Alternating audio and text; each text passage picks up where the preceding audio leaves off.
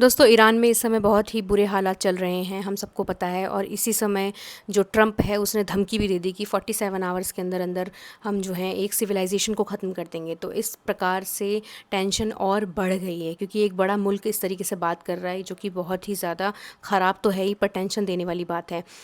दूसरी बात ये कि इंडियन एम्बेसी ने एक एडवाइज़री जारी की है, जो कि ईरान में जो लोग रहते हैं इंडियन, उनके लिए। एडवाइज़री में जो चीज़ें हैं वो मैं आपको बताने वाली हूँ। और वो पहली चीज़ जो है वो ये है कि आप जहाँ पर भी हैं, अपने शेल्टर्स में हैं, जहाँ भी हैं वहीं पर रहिए, वहाँ से बाहर निकलने की कोई ज़रूरत नहीं है। चाहे कितना भी इंपॉर्टेंट काम हो, प्लीज़ आप घरों में बने रहिए, या जहाँ पर भी आप हैं वहाँ पे रहिए। दूसरा, कोई भी इलेक्ट्रॉनिक या कोई भी चीज़ आपको खोलने की ज़रूरत नहीं है। इवन फ़ोन पे मैसेजेस अगर आते हैं, नहीं खोलना है आपको जब तक कि फ़र्दर इन्फॉर्मेशंस नहीं दी जाती हैं। दूसरा, हम जो इंडियन एम्बेसी है वो आपको लगातार गाइड करती रहेगी, तो डरिए मत, वो आपके साथ हैं।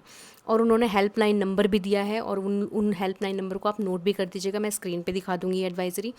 एंड इस एडवाइज़री के बाद टेंशन और बढ़ गई है, क्योंकि इंडियन एम्बेसी इस तरीके से बात कर रही है। तो आप सोच सकते हैं, क्योंकि इतना बड़ा मुल्क इस तरीके से बात कर रहा है। यूएसए, मतलब ट्रुथ सोशल नाम के एक ऐप पे उसने ट्वीट किया, मैसेज के दिया ट्रंप ने, कि हम जो हैं अगले 48 घंटे में सिविलाइजेशन ख़त्म कर देंगे अगर स्ट्रेट ऑफ हॉर्मुज़ नहीं खुला तो।